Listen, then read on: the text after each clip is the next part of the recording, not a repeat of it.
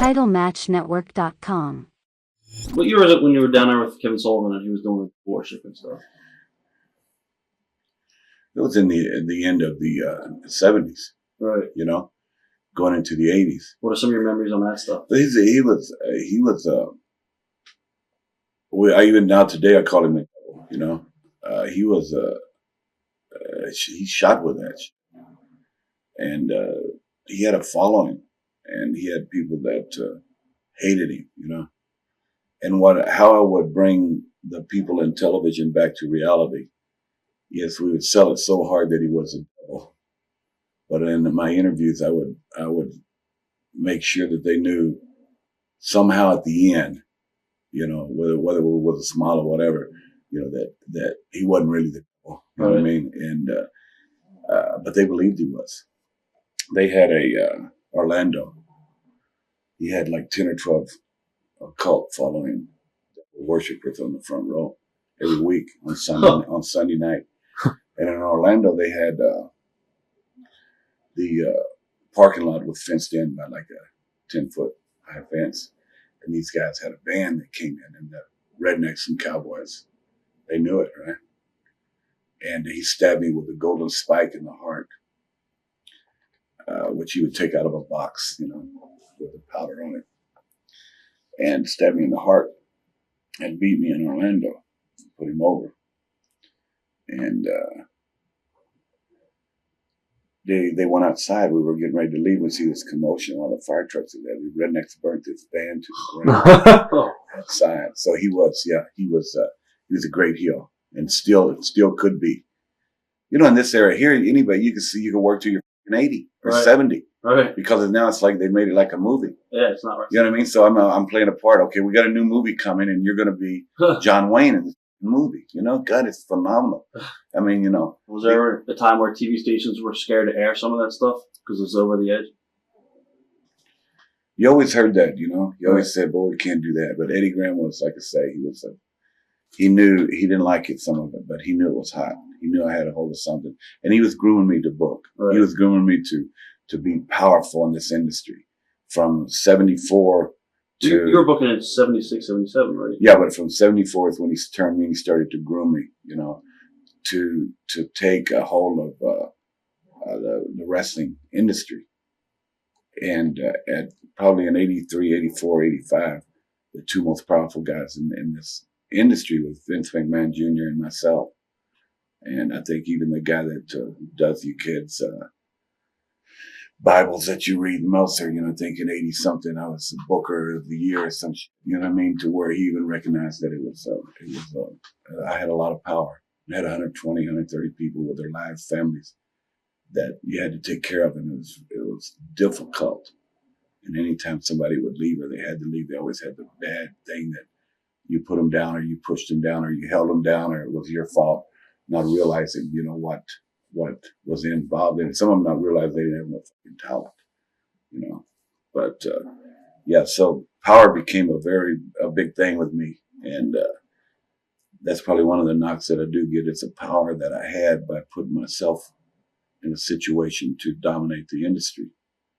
But I had the ability to bring a group of people, no matter what color they were, into a building. I had that ability nobody had.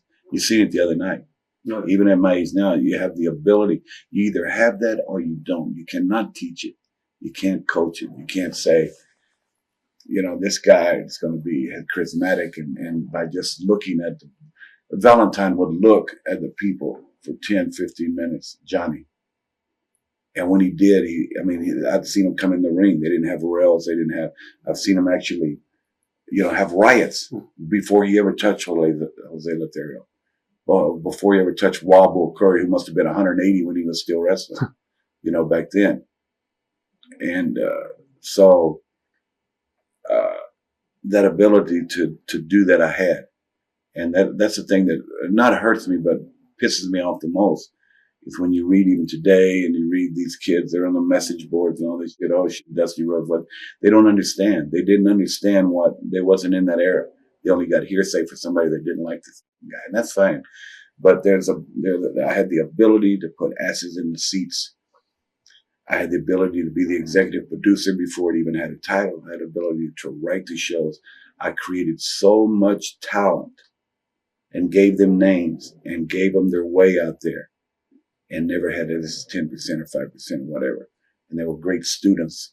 Paulie was a student of mine to where guys would run around and, joke and get ready for their match. Paulie would always sit in the meetings, or he would sit by me, or he would ask questions because he knew what he wanted to do. Right. And he knew that his source, his teacher, was at this time still a young guy, but actually in the fray. I was actually out there. You can't tell me, you guys can't sit here and tell me. And I always said this, I have never read a what they used to call the dirt sheets, and now the Bible of the sheets. But you cannot tell me if this guy Meltzer is so knowledgeable of this industry, why has he not opened his own territory, ran his own business? Because the first thing he would do would put himself on top, make himself the champion, and everybody on the net would hate his fucking ass. So he's smart enough to know that. Right. And I guess he's a good guy. I don't know the guy. I don't care. I mean, I think me, you, our industry needs that. At the time, probably in the 80s, everybody thought, oh God, he's exposing the business. But I don't think so. I think we need that. I think he's got a pulse on our industry that we need, like it or not. They would come and tell me, they'd say, oh, he said this, he said that. Whoa, what the? I mean, I get that. I get 100 guys saying that about me a day. You know what I mean? So it changed, and it was it's my young'un, Cody Garrett. He won a gold medal last night at the 140-pound class, 8th grade. Anyway, he lost my concentration. Yeah, so I got off on Meltzer, and I shouldn't have. But I mean, we're gonna bring it up anyway. Yeah, so I got more to say about it. So go ahead. You feed it with Joe LeDuc around the time? Florida's a little different story. LeDuc, the first feud there was with as a heel was that Murdoch had went there, right? And I went there with him. The Outlaws went there at the time, and we, Eddie and it was my mentor, really, Eddie Graham, and the greatest mind in this business, period, ever, in the history of this business. As far as wrestling went, what was on the marquee, how to draw money at a time to where it was real, to where the kisses can snore. Is that right? That's awesome. Is that awesome? So, yeah, that's kisses right there. Very excited about this interview. So I went there as a heel, Right. And then Jack Briscoe, when he became World Heavyweight Champion,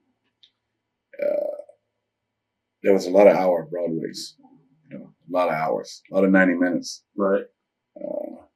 I'll tell you, when I talk about the funks later on, I'll tell you about the 90 minutes with Dory and what me and Terry told Dory when he was booking there after we went 90 minutes and nearly killed the town. Because we could get it done in 10 minutes, you know what I mean? Right. And Jack Briscoe, I wrestled in Miami Beach Convention Center, and for an hour, and the people turned me there. They actually did. I know it's not a cliche to say this guy's working. The interview's not a work. They actually turned me against Jack because I covered him. He put his foot on the rope, and he was a huge baby face. Right. And they just roared, man. And Eddie on the way back that night, he said, it's time. You know what I mean? And Paxson Nam and Gary Hart were the ones that turned me. And it was an unbelievable run. And our TV was syndicated, I guess, into New York at 12 midnight. And like an icon, Bob Dylan, or it became it became the thing to watch before you went out at midnight, Right. And the first garden show, which I'm jumping ahead, that I was on, I never made a TV for Vince, for Senior. It was all off the Florida TV the first time, and we sold out. Me and Superstar did everything off Florida. And actually never made a TV there until after 2 or 3 of the garden shows, TitleMatchNetwork.com